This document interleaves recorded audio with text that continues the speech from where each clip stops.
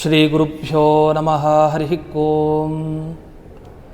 ಪೂಜ್ಯಾಯ ರಾಘವೇಂದ್ರಾಯ ಸತ್ಯಧರ್ಮರತಾಯ ಚ ಭಜತಾಂ ಕಲ್ಪವೃಕ್ಷಾಯ ನಮತಾಂ ಕಾಮಧೇನವೇ. ಈಗಾಗಲೇ ಈ ಚಾನೆಲ್ನ ಮುಖಾಂತರ ನೀವೆಲ್ಲರೂ ಅನೇಕ ಧಾರ್ಮಿಕ ವಿಷಯಗಳನ್ನು ತಿಳ್ಕೊಳ್ತಾ ಬಂದಿದ್ದೀರಿ. ಈಗ ಸದ್ಯದಲ್ಲೇ ಉತ್ಥಾನ ದ್ವಾದಶಿ ವಿಶಿಷ್ಟವಾದ ಆಚರಣೆ.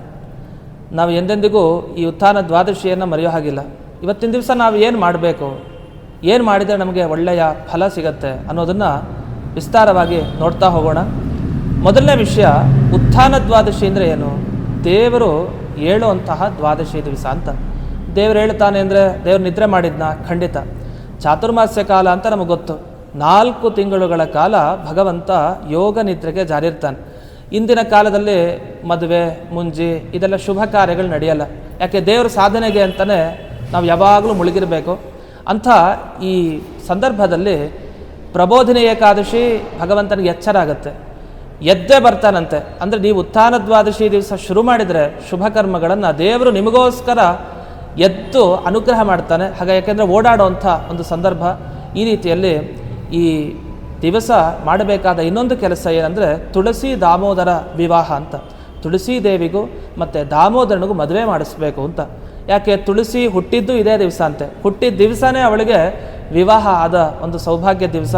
ಅದರಿಂದ ಒಳ್ಳೆಯ ಸಂತಾನ ಆಗಬೇಕು ಅಂದರೆ ತುಳಸಿ ಹುಟ್ಟಿದ ದಿವಸ ಅದನ್ನು ತುಳಸಿ ಪೂಜೆ ಮಾಡಿ, ಮದುವೆ ಆಗಬೇಕು ಅಂತ ಇಚ್ಛೆ ಇದ್ದರೆ ಬೇಗ ಆಗ ತುಳಸಿ ದಾಮೋದರ ವಿವಾಹವನ್ನು ಮಾಡ್ಕೊಳ್ಬೇಕು. ಇನ್ನು ತುಳಸಿ ಅಂದರೆ ಯಾರು ಇಲ್ಲಿ? ತುಳಸಿ ಅಂದರೆ ಜಾಂಬವತಿ ದೇವಿ ಅಂತ ತಿಳಿಬೇಕು. ಲಕ್ಷ್ಮಿಯ ವಿಶೇಷ ಸನ್ನಿಧಾನ ಈ ತುಳಸಿಯಲ್ಲಿ. ಹೀಗೆ ಈ ತುಳಸಿಯ ಜೊತೆಗೆ ದಾಮೋದರನ ವಿವಾಹ. ಇನ್ನು ಇಂದಿನ ದಿವಸ ಏನು ಮಾಡಬೇಕು? ತುಳಸಿ ಬಗ್ಗೆ ಸ್ತೋತ್ರಗಳನ್ನು ಹೇಳ್ಕೊಳ್ಬೇಕು. ತುಳಸಿಯ ಅರ್ಚನೆ, ಮನೆಗಳಲ್ಲಿ ತುಳಸಿ ಇರುತ್ತೆ, ಆ ತುಳಸಿಯ ಹತ್ರ ಹೋಗಿ ಪ್ರಸೀದ ತುಳಸಿ ದೇವಿ ಪ್ರಸೀದ ಹರಿವಲ್ಲಭೆ ಕ್ಷೀರೋದ ಮಥನೋದ್ಭೂತೆ ತುಳಸಿ ತ್ವಾಂ ನಮಾಮ್ಯಹಂ. ಅಂದರೆ ಪ್ರಸೀದ ದಿವಸ ತುಳಸಿ ಮುಂದೆ ಒಂದು ಸ್ವಲ್ಪ ಹೊತ್ತು ಕೂತ್ಕೊಳ್ಳಿ, ಒಳ್ಳೆ ಆರೋಗ್ಯ ಸಿಗತ್ತೆ. ಯಾಕೆಂದರೆ ತುಳಸಿಯನ್ನು ನೋಡಿದರೆ ಒಂದು ಫಲ, ಅದರ ಬಗ್ಗೆ ಕೇಳಿದರೆ ಒಂದು ಫಲ, ಅದನ್ನು ಮುಟ್ಟಿದರೆ ಒಂದು ಫಲ. ಈ ರೀತಿ ಏನು ಮಾಡಿದರೂ ತುಳಸಿ ಬಗ್ಗೆ ವಿಶಿಷ್ಟವಾದ ಫಲ. ಯಾಕೆಂದರೆ ತುಲನೆ ಕೊಡ್ಲಿಕ್ಕೆ ಬರದೇ ಇರೋಳೆ ತುಳಸಿ. ತುಳಸಿಗೆ ಸಮಾನವಾದ ವಸ್ತುನೇ ಜಗತ್ತಲ್ಲಿ ಸಿಗಲ್ಲ. ಯಾಕೆ? ಪತ್ರಂ ಪುಷ್ಪಂ ಫಲಂ ತೋಯಂ ಯೋಮೇ ಭಕ್ತಿಯ ಪ್ರಯಚ್ಛತಿ. ನೀವು ದೇವರಿಗೆ ಪತ್ರ ಪುಷ್ಪ ಫಲ ತೋಯ ಅಂದರೆ ಎಲೆ, ಒಂದು ಹೂವು ಯಾವುದಾಗ್ಬೋದು ಭಕ್ತಿಯಿಂದ ಸಮರ್ಪಣೆ ಮಾಡಿ ಅಂತ ಹೇಳ್ತಾನೆ ಕೃಷ್ಣ. ಅದರಲ್ಲಿ ತುಳಸಿ ಒಂದು ಸಮರ್ಪಣೆ ಮಾಡಿ ಎಲ್ಲವೂ ನಿಮಗೆ ಸಿಗುತ್ತೆ. ಯಾಕೆ? ತುಳಸಿ ಬಗ್ಗೆ ಭಗವಂತನಿಗೆ ತುಂಬ ಪ್ರೀತಿ. ಯಾಕೆ? ಲಕ್ಷ್ಮಿಯ ಸನ್ನಿಧಾನ ಅದರಲ್ಲಿ ವಿಶೇಷ. ಇದ್ರ ಬಗ್ಗೆ ಒಂದು ಚಿಕ್ಕ ಘಟನೆ ಇದೆ. ಯಾಕೆ ತುಳಸಿ ಪೂಜೆ ಮಾಡಬೇಕು ಅಂದರೆ ನಮಗೆ ತೋರಿಸ್ಕೊಟ್ಟಿದ್ದೆ ಪಾರ್ವತಿ ದೇವಿ. ರುದ್ರದೇವರು ಕೂತಿರ್ತಾರೆ ಕೈಲಾಸದಲ್ಲಿ, ಪಾರ್ವತಿ ಹಿಂದಿಂದ ಬರ್ತಾಳೆ. ಹಿಂದೆ ಬಂದು ತಕ್ಷಣ ರುದ್ರದೇವರ ಕಣ್ಣನ್ನು ಮುಚ್ಚುತ್ತಾಳೆ. ಯಾಕೆ? ಗಂಡ ಹೆಂಡತಿ ಅದು ವಿಹಾರ ಮಾಡೋದು, ಸುಮ್ಮನೆ ತಮಾಷೆಗೆ ಅಂತ ಹಿಂದೆ ಬಂದು ಪಾರ್ವತಿ ದೇವಿ ಕಣ್ಣನ್ನು ಮುಚ್ಚುತ್ತಾಳೆ.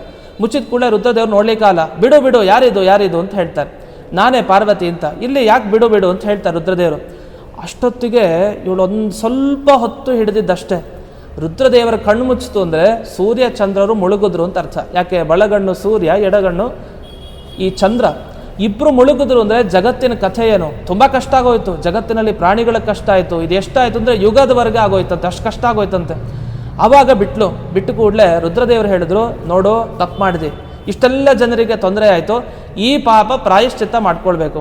ಒಳ್ಳೆ ಕಥೆ ಆಯ್ತಲ್ಲ, ನಾನೇನೋ ತಮಾಷೆಗೆ ಬಂದರೆ ಪಾಪನೇ ಆಗೋಯ್ತಲ್ಲ, ಏನು ಮಾಡೋದು? ಅದಕ್ಕೆ ಪ್ರಾಯಶ್ಚಿತ್ತ ಹೇಳ್ತೀನಿ ಕೇಳು. ಸೀದಾ ಕಂಚಿ ಕ್ಷೇತ್ರಕ್ಕೆ ಹೋಗು. ಕಂಚಿ ಕಾಮಾಕ್ಷಿಯ ಬಗ್ಗೆ ಬಂತೀಗ.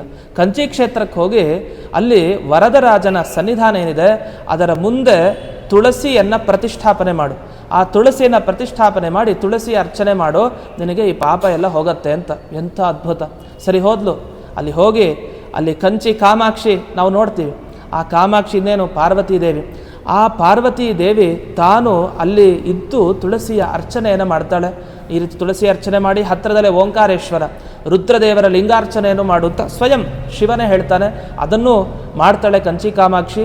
ಹೀಗೆ ಆ ಕಾಮಾಕ್ಷಿ ಹೋಗಿ ಅಂದರೆ ಪಾರ್ವತೀ ದೇವಿನೇ ಹೋಗಿ ತನ್ನ ಪಾಪಗಳನ್ನು ಕಳ್ಕೊಂಡು ಅಂತ ಇದೊಂದು ನಟನೆ ತೋರಿಸಿದ್ದು. ಎಲ್ರಿಗೂ ಕೂಡ ತುಳಸಿ ದೇವಿಯನ್ನು ಯಾರು ಮನೆಯಲ್ಲಿ ಪ್ರತಿಷ್ಠಾಪನೆ ಮಾಡ್ತಾರೋ ಅವರಿಗೆ ಎಲ್ಲ ಪಾಪಗಳನ್ನು ಕಳೀತಾರೆ ಅವಳು ತುಳಸಿ ಅಂತ. ಇದಕ್ಕೆ ಒಂದು ಒಳ್ಳೆಯ ದೃಷ್ಟಾಂತ ಇದು. ಅಷ್ಟೇ ಅಲ್ಲ, ಅಲ್ಲಿ 2 ಕಣ್ಣು ಮುಚ್ಚಿದಾಗ ರುದ್ರದೇವ್ರಿಗೆ ಹೇಗೆ ಗೊತ್ತಾಯ್ತು ಈ ವಿಷಯ ಎಲ್ಲ ಜಗತ್ತಿನಲ್ಲಿ ಆಗಿದ್ದು ಅಂದರೆ ಆಗ 3ನೇ ಕಣ್ಣು ತೆಗಿತಾರಂತೆ. ಹಾಗಾದ್ರೆ 3ನೇ ಕಣ್ಣು ತೆಗಿಲಿಕ್ಕೆ ಇದು ಒಂದು ಕಾರಣ, ಇದು ನಮಗೆ ಗೊತ್ತಿರಲ್ಲ, ಹೊಸ ವಿಷಯ. ಅಷ್ಟೇ ಅಲ್ಲದೆ 3ನೇ ಕಣ್ಣು ಇನ್ನೊಂದು ಸಂದರ್ಭದಲ್ಲಿ ತೆಗಿತಾರೆ. ಯಾವಾಗ ಅಂದರೆ ಈ ಕಾಮಾಕ್ಷಿ ಹೋಗಿ ನೆಲೆಸ್ಬಿಡ್ತಾಳಲ್ಲ ಕಂಚಿ ಕ್ಷೇತ್ರದಲ್ಲಿ, ಆ ಕಾಮಾಕ್ಷಿ ನೋಡಬೇಕು ಅಂತ ರುದ್ರದೇವರಿಗೆ ಆಸೆ ಅಂತೆ. ಅದಕ್ಕೆ ಅಯ್ಯೋ ನನ್ನ ಹೆಂಡತಿ ಸೌಂದರ್ಯ ನೋಡ್ಲಿಕ್ಕೆ 2 ಕಣ್ಣು ಸಾಲಲ್ಲ, 3ನೇ ಕಣ್ಣು ಬೇಕು ಅಂತ 3ನೇ ಕಣ್ಣು ಆಗಿ ತೆಗೆದ್ರು ಅಂತ. ಹೀಗೆ ಆ ಮುಕ್ಕಣ್ಣ ರುದ್ರದೇವರು ಆವಾಗ ಅಲ್ಲಿ ದರ್ಶನವನ್ನು ಕೊಟ್ಟ ಹಾಗೆ ಆ ಪಾರ್ವತಿಯ ಸೌಂದರ್ಯ ನೋಡಿ ಮೆಚ್ಚಿ ಅಲ್ಲೂ ಅವನು ಸನ್ನಿಹಿತನಾಗಿದ್ದಾನೆ. ಇಂಥ ತುಳಸಿಯ ಕ್ಷೀರೋದ ಮಥನೋದ್ಭೂತೆ ಅಂತ ಕ್ಷೀರ ಸಮುದ್ರದಲ್ಲಿ ಹುಟ್ಟಿದ್ದು. ನಾವು ತುಳಸಿಯನ್ನು ಆಯುರ್ವೇದದಲ್ಲೂ ತುಂಬ ಬಳಸ್ತಾರೆ. ನಾವು ರಾತ್ರಿ ಹೊತ್ತು ಈ ತಾಮ್ರದ ತಮಗೆ ನೀರೇನಿರುತ್ತೆ ಅದರಲ್ಲಿ ತುಳಸಿಯನ್ನು ಹಾಕಿ ಬೆಳಗಿನ ಜಾವ ನೀವು ಮೊದಲನೇದಾಗಿ ಅದನ್ನು ಕುಡಿದ್ರೆ ಆರೋಗ್ಯ ಅಂತ ಹೇಳ್ತಾರೆ. ಅದರಿಂದ ವೈದ್ಯರ ಸಲಹೆ ಪ್ರಕಾರನೂ ಉತ್ತಮ. ತುಳಸಿಯಲ್ಲಿ ಔಷಧೀಯ ಗುಣಗಳು ಕೂಡ ಇದೆ. ಯಾಕೆ ಅಂದರೆ ತುಳಸಿ ಅಂದರೆ ಅದು ಅಮೃತಕ್ಕೆ ಸಮಾನ ಅಂತ ಹೇಳ್ತಾರೆ. ಅಮೃತಕ್ಕೆ ಸಮಾನ ಹೇಗೆ? ಅದು ದೇವತೆಗಳು ದೈತ್ಯರು ಸೇರಿ ಸಮುದ್ರ ಮಥನ ಮಾಡಿದಾಗ ಅಲ್ಲಿ ಧನ್ವಂತರಿ ರೂಪಿ ಪರಮಾತ್ಮ ಬಂದಾಗ ಒಂದು ಅಮೃತ ಕಲಶ ಇತ್ತು, ಅಮೃತ ತುಂಬಿಸ್ಕೊಂಡು ಬಂದಿದ್ದ. ಆಮೇಲೆ ಮುಂದೆ ಗಲಾಟೆ ಆಗಿದ್ದು ಬೇರೆ ವಿಷಯ. ಯಾವಾಗ ಅಮೃತ ಕಲಶವನ್ನು ತುಂಬ್ಕೊಂಡು ಬಂದೋ ಆ ಅಮೃತ ಕಲಶ ತುಂಬ್ಕೊಂಡು ಬಂದಾಗ ದೇವತೆಗಳೆಲ್ಲ ಕಾತುರದಿಂದ ಹಬ್ಬ ನಮ್ಮ ಕಷ್ಟಕ್ಕೆ ಫಲ ಸಿಕ್ತು ಅಂತ ಓಡೋಡಿ ಬರ್ತಾರೆ. ಯಾಕೆ ಅಮೃತಕ್ಕೆ ತಾನೇ ಈ ಸಮುದ್ರ ಮಥನ ನಡೆದಿದ್ದು. ಸರಿ ಇನ್ನೇನು ತಗೊಳ್ಬೇಕು ಅಷ್ಟೊತ್ತಿಗೆ ಭಗವಂತನ ಕಣ್ಣೀರು ಬಂತದ್ದೆ. ಅಯ್ಯೋ ನನ್ನ ಮಕ್ಕಳು ಎಲ್ಲರೂ ಕೂಡ ದೈತ್ಯರಾಗಲಿ ದೇವತೆಗಳು ಇಷ್ಟೊಂದು ಕಷ್ಟಪಟ್ರಿ ತಗೊಳ್ಳಿ ಅಂತ ಆ ಆನಂದ ಬಾಷ್ಪ ಬಂತಂತೆ ಕಣ್ಣಿನಿಂದ. ಅದೇನಾಗೋಯ್ತು, ಅಮೃತ ಕಲಶದ ಮೇಲೆ ಸ್ವಲ್ಪ ಹೀಗೆ ಬಿದ್ದು ಕೆಳಗೆ ಭೂಮಿ ಮೇಲೆ ಬಿತ್ತಂತೆ. ಬಿದ್ದದ್ದೇ ತುಳಸಿಯಾಗಿ ಹುಟ್ಟಿತು ಅಂತ. ಅದ್ಭುತ. ಹಾಗಾದರೆ ಧನ್ವಂತರಿ ರೂಪಿ ಪರಮಾತ್ಮನಿಂದ ಹುಟ್ಟಿದ್ದು ಕಣ್ಣೀರಿನಿಂದ ತುಳಸಿ ಅಂದರೆ ಇನ್ನೇನು. ಅಂಥ ತುಳಸಿಯ ಈ ವಿಶಿಷ್ಟವಾದ ಆರಾಧನೆಯನ್ನು ಉತ್ಥಾನದ್ವಾದಶಿ ದಿವಸ ತಪ್ಪದೆ ತುಳಸಿ ಹುಟ್ಟಿದ ಕಥೆ ಕೇಳಿ, ತುಳಸಿ ಮಹಿಮೆ ಕೇಳಿ, ಪಾರ್ವತಿ ರುದ್ರದು, ತುಳಸಿ ಕಾರ್ತೀಕ ದಾಮೋದರ ವಿವಾಹವನ್ನು ಮಾಡೋದು, ಮತ್ತು ನೆಲ್ಲಿಕಾಯಿ ಹೊಸದಾಗಿ ಅದನ್ನು ಕೂಡ ಈ ಉತ್ಥಾನ ದ್ವಾದಶಿ ಅಂಗವಾಗಿ ಪೂಜೆ ಮಾಡಬೇಕು. ಅದು ಯಾಕೆಂದರೆ ಈ ಹಳೇ ಧಾನ್ಯಗಳು ಅಂತಿರುತ್ತೆ ಅದನ್ನೆಲ್ಲ ಹೊಸದಾಗಿ ಇವತ್ತು ಪ್ರತಿಷ್ಠಾಪನೆ ಮಾಡಿ ಉಪಯೋಗಿಸ್ಬೇಕು. ನೆಲ್ಲಿಕಾಯಿ ಗಿಡವನ್ನು ಇವತ್ತು ನೆಡಬೇಕು ಅಂತಿರೋರು ಹೊಸದಾಗಿ ನೆಟ್ಟು ನಂತರ ಪೂಜೆಯನ್ನು ಮಾಡಬೇಕು. ಆ ನೆಲ್ಲಿಕಾಯಿ ಜೊತೆಗೆ ಈ ತುಳಸಿಯ ಆರೋಪಣೆ ಮಾಡೋರು, ತುಳಸಿ ನೆಡೋರು ಕೂಡ ಹೊಸದಾಗಿ ಇಡೋದು. ಹಳೆ ತುಳಸಿ ಇದ್ದರೆ ಹಳೆ ತುಳಸಿ ಇದ್ದೇ ಇರುತ್ತೆ ಪೂಜೆಗೆ. ಹೊಸದಾಗಿ ಇಡೋರು ಇವತ್ತಿನ ದಿವಸನೇ ಇಟ್ಟರೆ ಬಹಳ ವಿಶೇಷ. ಎಲ್ಲಿ ತುಳಸಿ ಇರ್ತಾಳೋ ಅಲ್ಲಿ ಗಂಗಾದಿ ಎಲ್ಲ ತೀರ್ಥಗಳು ಇರುತ್ತೆ, ಅಲ್ಲಿ ಎಲ್ಲರೂ ಅನುಗ್ರಹ ಮಾಡ್ತಾರೆ. ಹಾಗಾಗಿ ಮನೆಗಳಲ್ಲಿ ತುಳಸಿ ಪ್ರತಿಷ್ಠಾಪನೆ ಮಾಡಿ, ತುಳಸಿ ಕಥೆ ಕೇಳಿ, ತುಳಸಿ ದಾಮೋದರ ವಿವಾಹ ಅಂತಃಪಟ ಹಿಡಿರಿ. ತುಳಸಿಗೂ ಮತ್ತು ದಾಮೋದರನ ಪ್ರತಿಮೆಗೂ, ಭಗವಂತನ ಪ್ರತಿಮೆಗೂ ಮಾಂಗಲ್ಯಂ ತಂತುನಾನೇನ ಜಗಜ್ಜೀವನ ಹೇತುನ ಕಂಠೆ ಬದ್ನಾಮಿ ಸುಭಗೆ ತ್ವಂಜೀವ ಶರದಾಂಶತಂ ಅಂತ ಏನು ಶ್ಲೋಕ ಇದೆ ಅದನ್ನು ಹೇಳ್ಕೊಂಡು ವಿವಾಹ ಮಾಡಿ ವಿಶಿಷ್ಟವಾದ ಫಲವನ್ನು ಪಡಿತೀರಿ. ದೀರ್ಘ ಸೌಮಂಗಲ್ಯ, ಸಂತಾನ ಭಾಗ್ಯ, ದೀರ್ಘ ಆಯುರಾರೋಗ್ಯ, ಮನೆಗೆ ತುಂಬ ಶಾಂತಿ ಇವೆಲ್ಲವೂ ಕೂಡ ಸಿಗತ್ತೆ.